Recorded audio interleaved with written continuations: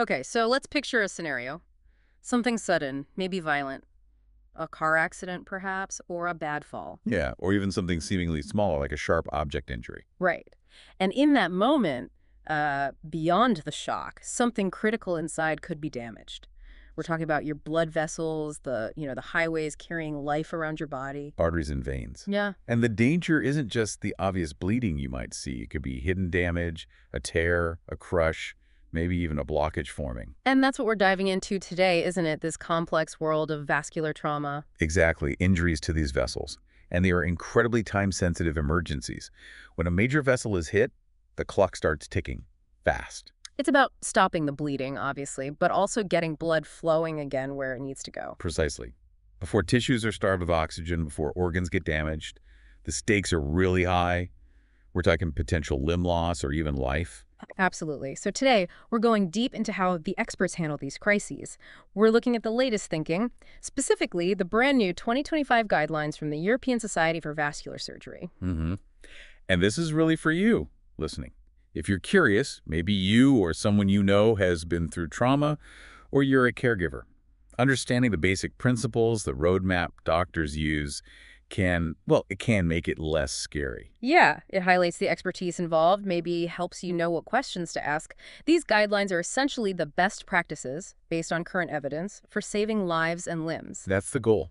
So our mission here is to unpack these recommendations, translate some of that complex medical info into clearer insights for you.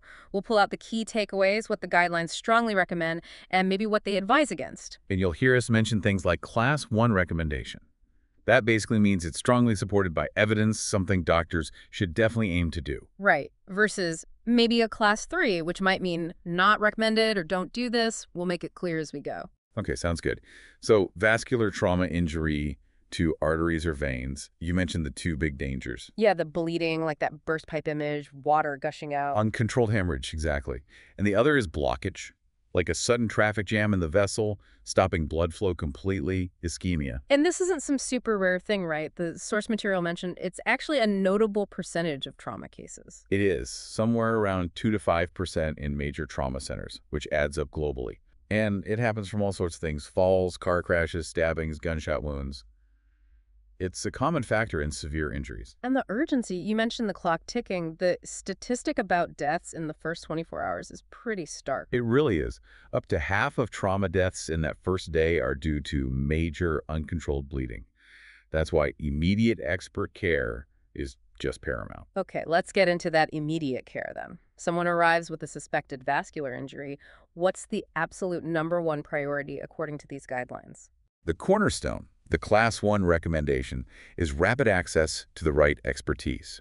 A clinical team available 24/7. Not just any ER team, but specialists. Specialists skilled in controlling bleeding, yes, but critically, skilled in both open surgery and what we call endovascular procedures.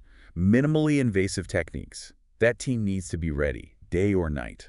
Okay, so getting to the right type of hospital quickly is huge. Immense. And that team needs the specialized training, another Class 1 recommendation, and access to the right environment. Advanced operating rooms. That's also Class 1. Advanced operating rooms. Yeah. You mean with special equipment? They mention a hybrid capability. What's that? Hybrid capability means the operating room is set up for everything. They can do traditional open surgery, make an incision, right. directly see and fix the vessel. Right. And it has all the high-tech imaging gear, the x-ray machines, the catheters, the wires needed for endovascular work, fixing things from inside the vessel. So they can switch hitters, basically. Uh-huh. Or do both if needed. Exactly. Seamlessly, which is vital for complex injuries. And that initial phase also involves something called damage control resuscitation. Think of it as stabilizing the patient first. Before the big fix. Right. Managing the bleeding, supporting their body. That's a Class 1 recommendation. And often part of that is giving a drug called Tranexamic Acid early on if there's severe bleeding. Also Class 1. It helps the blood clot. Okay, so damage control, Tranexamic Acid. These are about buying time, stabilizing things, so the surgical team can do the definitive repair. Precisely.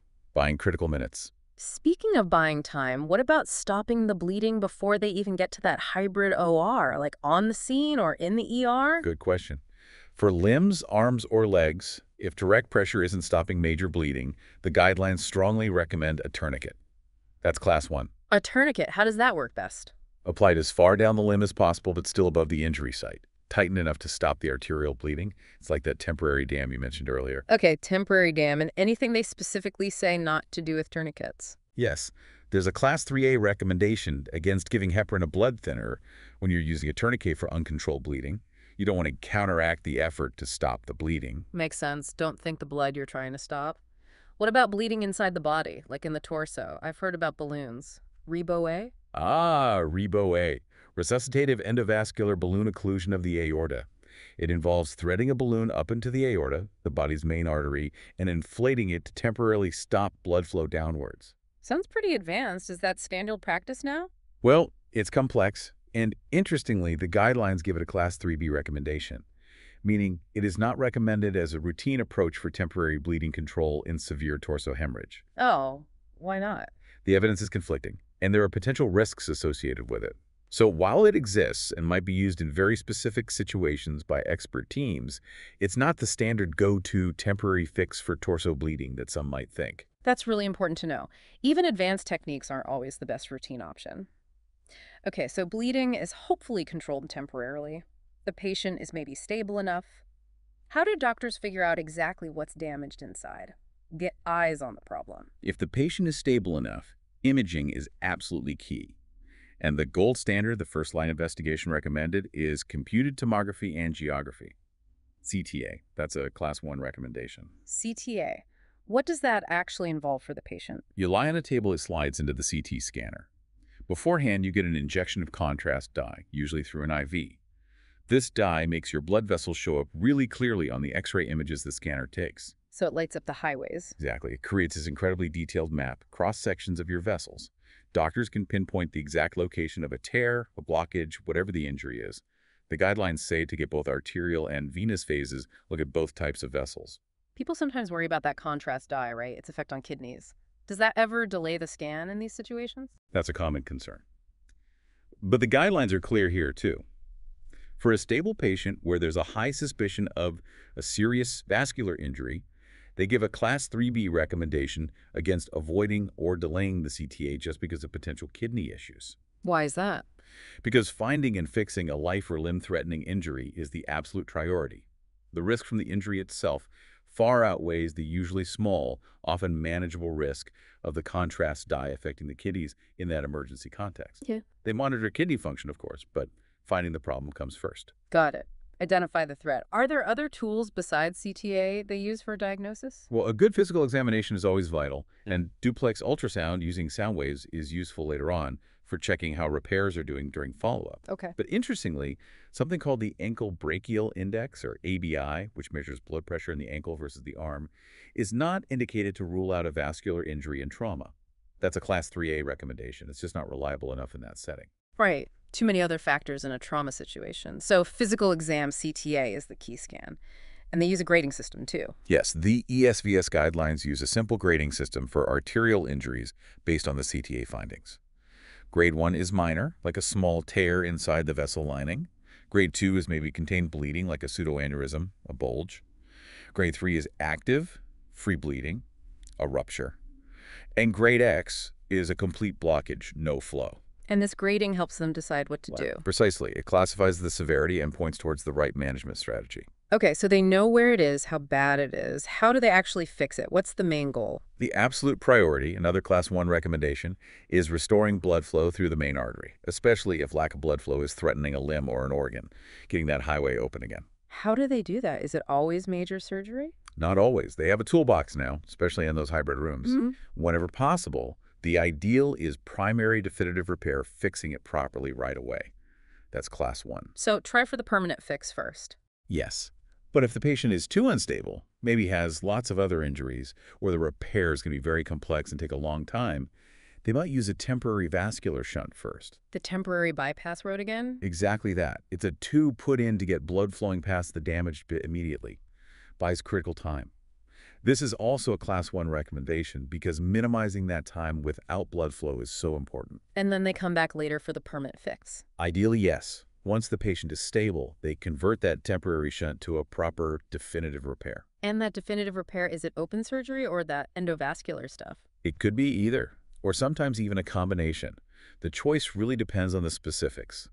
Where the injury is, what type it is, the patient's overall state, and what expertise is available. So open surgery is... Making an incision, directly accessing the vessel, and physically repairing it, maybe sewing it, patching it with a piece of vein or a synthetic graft. And endovascular.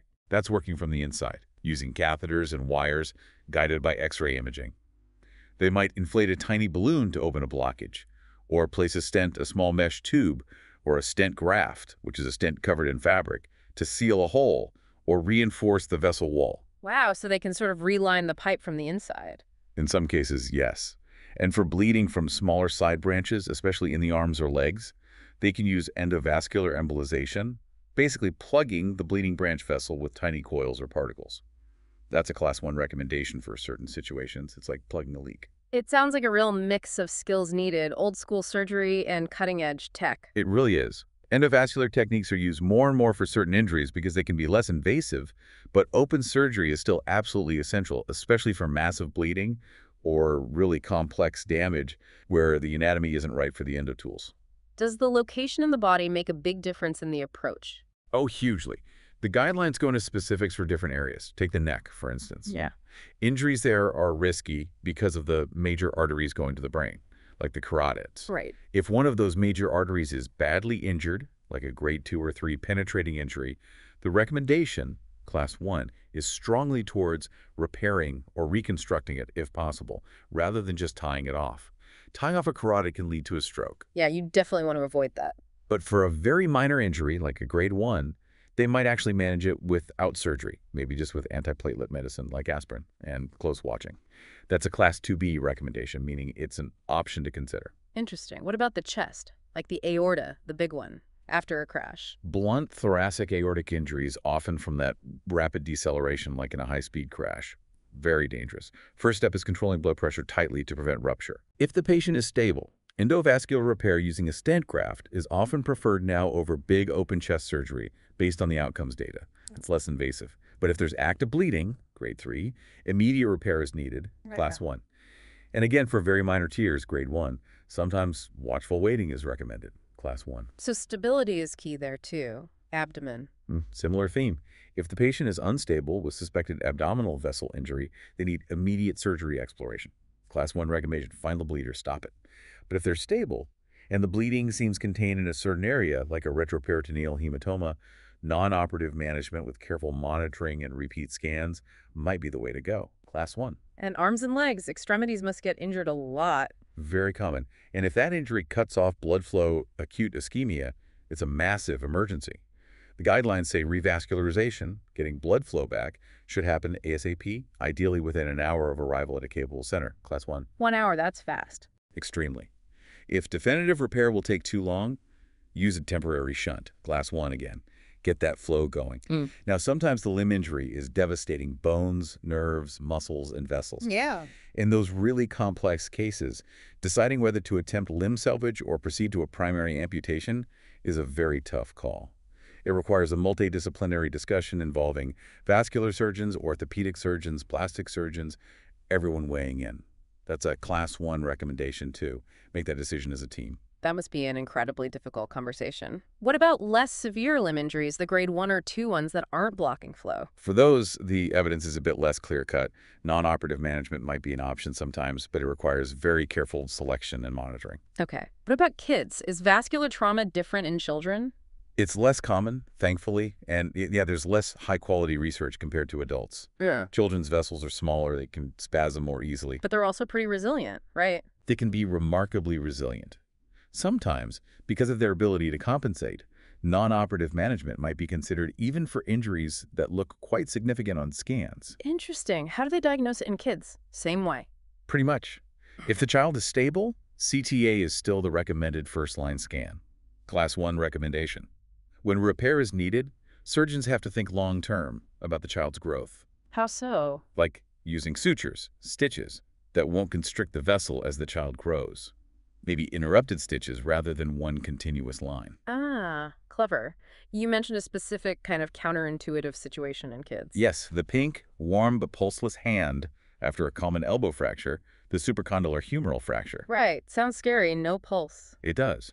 But if the hand still looks healthy, pink, and warm, it means some blood is getting through, maybe via smaller collateral vessels. In that specific scenario, the guidelines suggest that non-operative management with very, very close observation may be considered. It's a Class 2A recommendation. So not an automatic rush to surgery, but requires intense watching. Exactly. It's a nuance that parents or caregivers might find surprising. And for any significant trauma in kids, multidisciplinary care involving pediatric specialists is really key.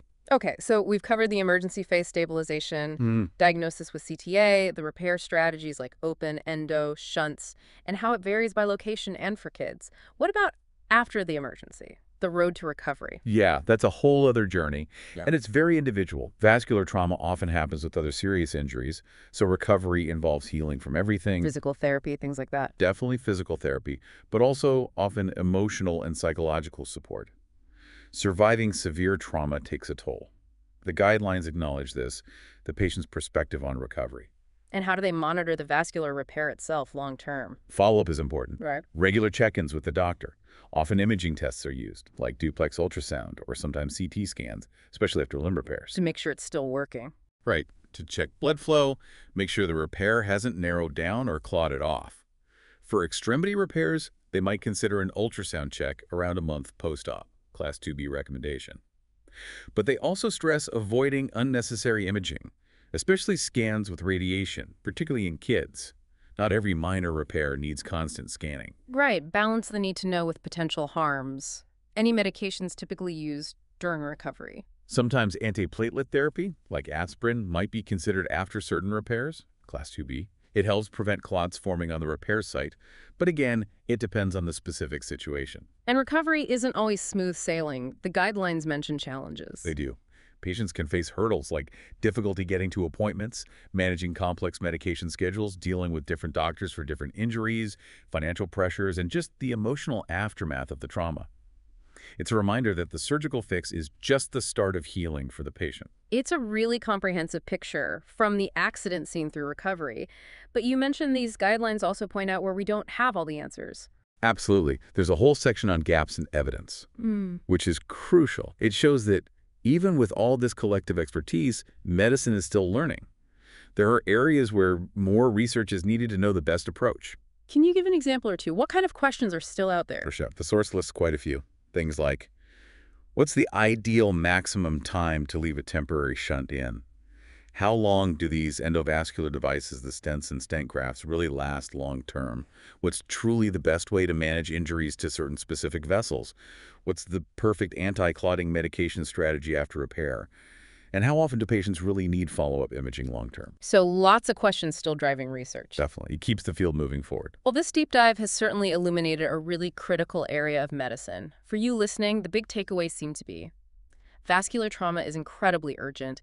Getting to a specialized center fast matters hugely. That rapid access to a multidisciplinary team with both open and endovascular skills is key. And that CTA scan is the crucial diagnostic tool.